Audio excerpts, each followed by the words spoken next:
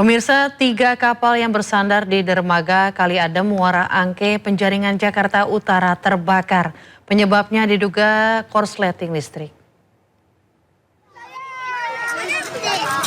Api dengan cepat membesar dan membakar kapal yang sedang dilakukan perbaikan lambung kapal di Jalan Dermaga Ujung, Penjaringan, Jakarta Utara. Kencangnya angin membuat api merambat ke 2 kapal lainnya yang juga sedang bersandar. Api diduga akibat korsleting listrik di salah satu kapal yang sedang diperbaiki. Api baru bisa dipadamkan 1 jam kemudian setelah 12 mobil pemadam kebakaran dikerahkan.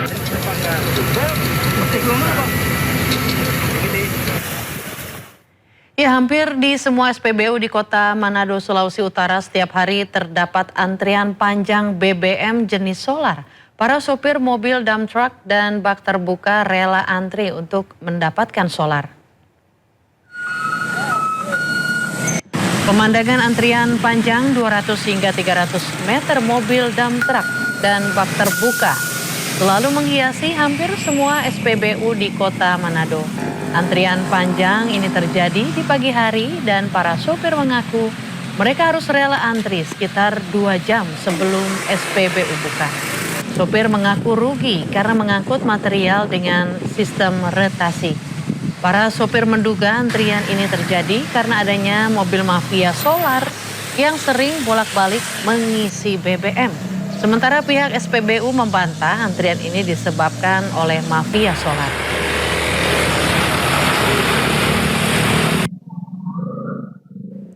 Ya, kita beralih ke informasi lainnya pemirsa. Usai diserahkan ke Kejaksaan Agung oleh Polda Metro Jaya, tersangka 3 kasus dugaan korupsi Don Rito langsung ditahan Kejaksaan Agung.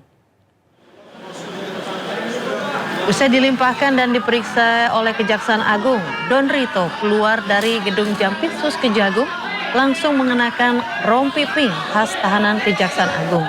Ia langsung masuk ke dalam mobil tahanan tanpa menyampaikan pernyataan. Saat masuk ke dalam mobil, Don Rito hanya menunduk menghindari sorotan kamera awak media. Selain Don Rito, Kejagung menerima 1 tersangka lain yang dialihkan dari Polda Metro Jaya, yakni ex-Jampitsus Kejagung Febri Adriansyah. Namun tak seperti Don Rito, Febri hingga kini belum ditahan.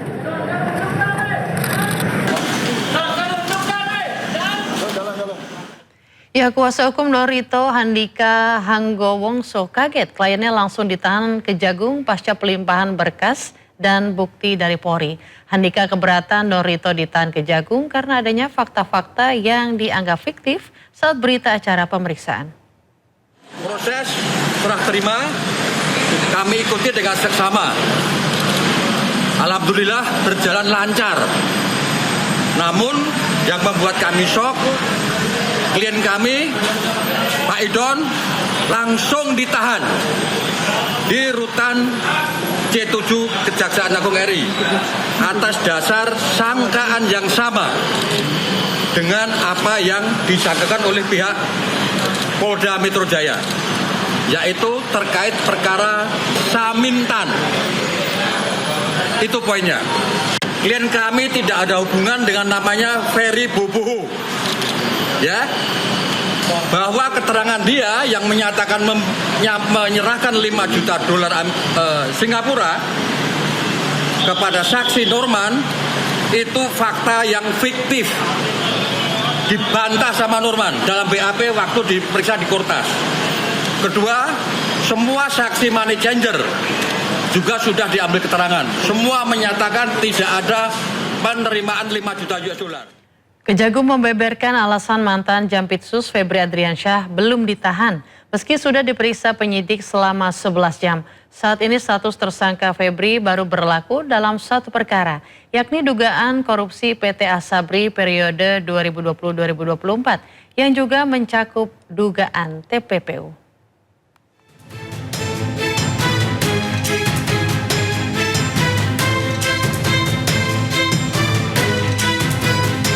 Kejaksaan Agung menjelaskan alasan belum menahan mantan Jaksa Agung Muda Tindak Pidana Khusus Jampitsus Febri Adriansyah meski telah diperiksa sebagai tersangka dalam perkara dugaan korupsi PT Asabri yang turut disertai dugaan tindak pidana pencucian uang.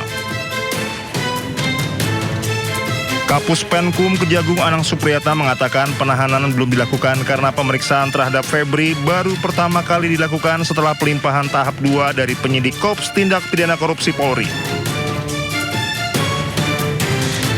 Prinsipnya kan kita percayakan kepada kami, makanya kami transparan. Kami laksanakan ini kan kepercayaan sinergi antara Polri dengan kejaksaan. Masyarakat untuk kami, masyarakat bisa melihat perkembangan berikutnya. Pak Kapus,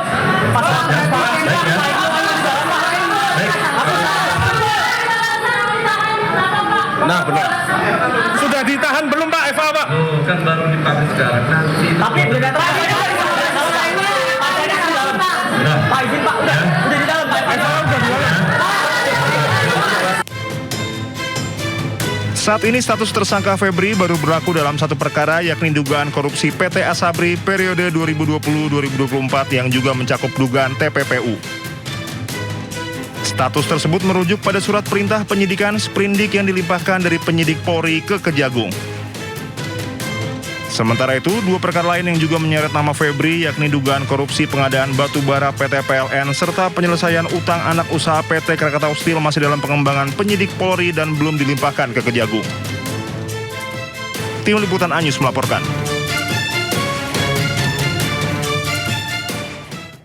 Ya, setelah menerima berkas perkara penyidikan dari polisi, penyidik Kejagung langsung periksa ex-Jampitsus Febri Adriansyah. Publik pun ragu, bisakah Kejagung transparan untuk menangani kasus yang menjerat mantan jaksanya sendiri?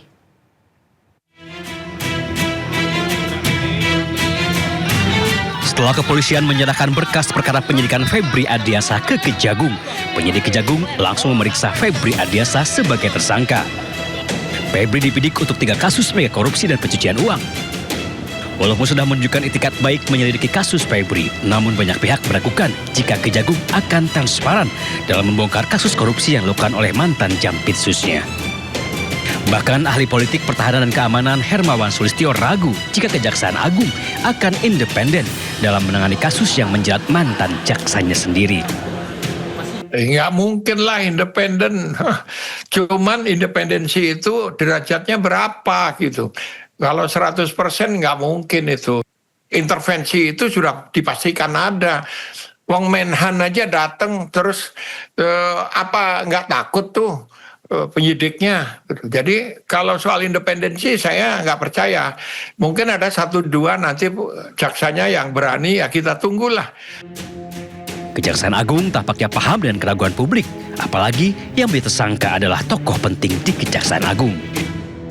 Kejaksaan Agung pun memastikan jika Korps Adiaksa itu akan profesional dan transparan dalam menangani kasus Febri Adriansyah. Kejagung bahkan membuka pintu selebar-lebarnya bagi DPR dan KPK untuk ikut mengawasi proses penyidikan Febri Adriansyah.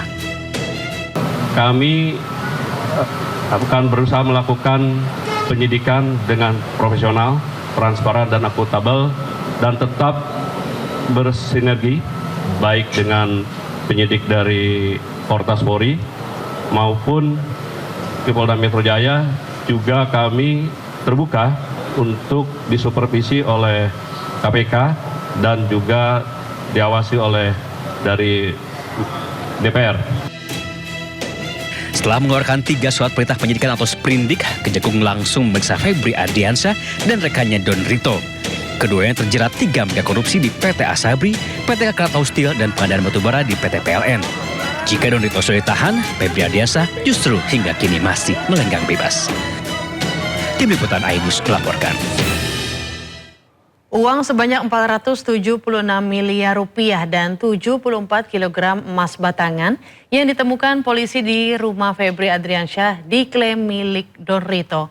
Namun, benarkah uang dan emas sebanyak itu hanya milik Don Rito seorang?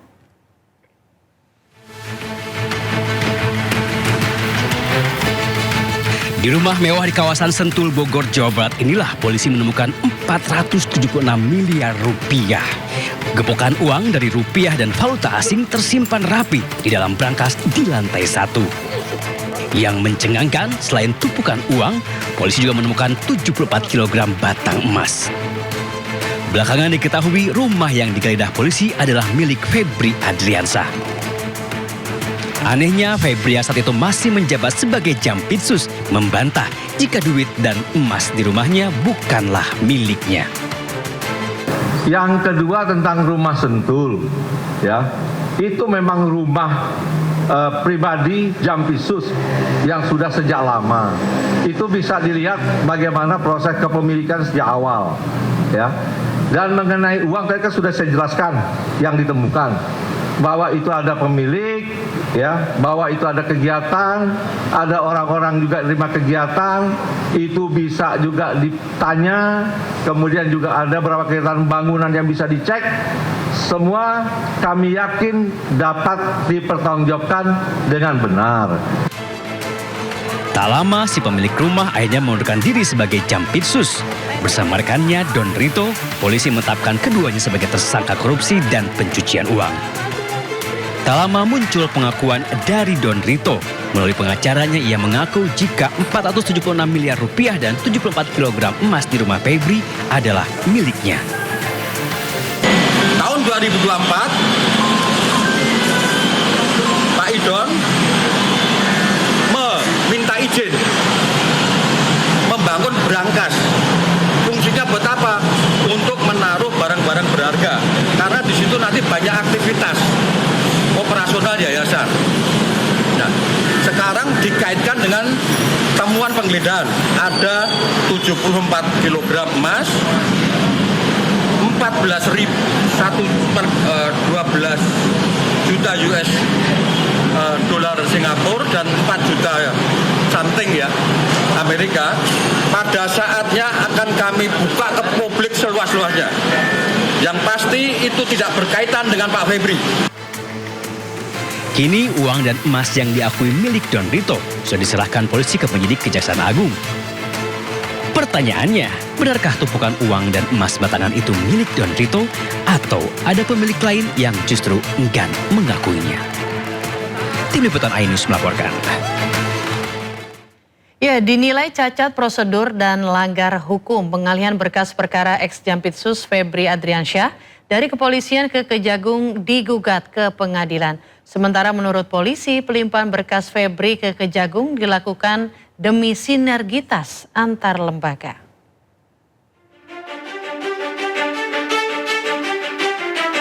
Selain timbulkan kemarahan publik, kasus mega korupsi yang menyeret nama ex-Jampitsus Febri Adriansyah juga timbulkan kontroversi.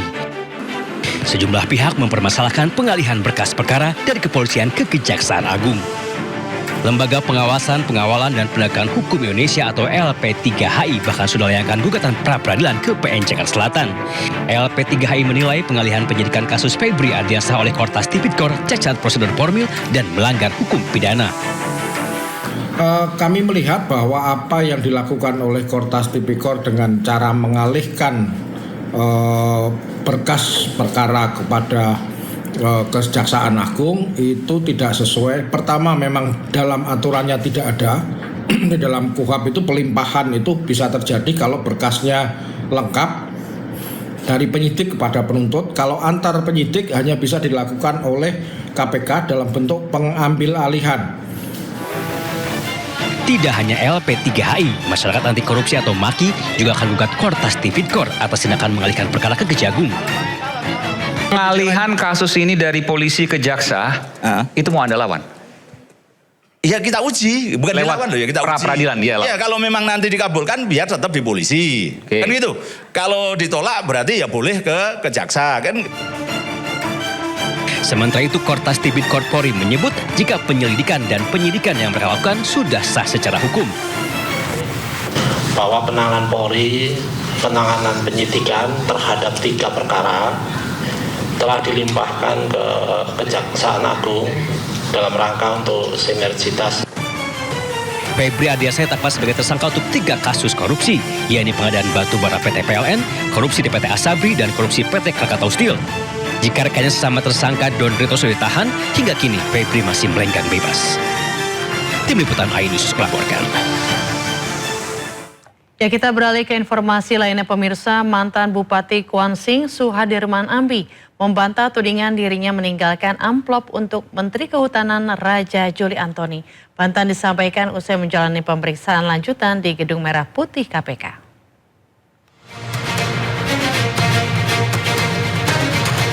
Mantan Bupati Kuantan Singingi Kuansing Suhardiman Ambi membantah pernah memberikan amplop kepada Menteri Kehutanan Raja Juli Antoni. Bantahan itu disampaikan usai menjalani pemeriksaan di Gedung Merah Putih KPK Jumat siang. Suhardiman menegaskan amplop yang diduga berisi uang pecahan dolar Singapura tersebut bukan berasal dari dirinya. Bahkan ia mengaku tidak mengetahui adanya amplop yang disebut ditemukan usai pertemuannya dengan Raja Juli. Di amplop Pak. Saya nggak tahu isinya. Apa ya? Itu Bapak yang ngasih Pak. Bapak yang ngasih Pak. Gue Bapak yang ngasih. Kenapa dikasih Pak? Kenapa dikasih Pak? Kenapa dikasih Pak? Kasih tanggapannya dong Pak. Sementara itu KPK menyatakan laporan penolakan gratifikasi Menteri Kehutanan Raja Juli Antoni telah selesai diproses di Deputi Pencegahan. Meski demikian, penyidik KPK masih mendalami pihak yang berinisiatif memberikan amplop serta motif di balik itu.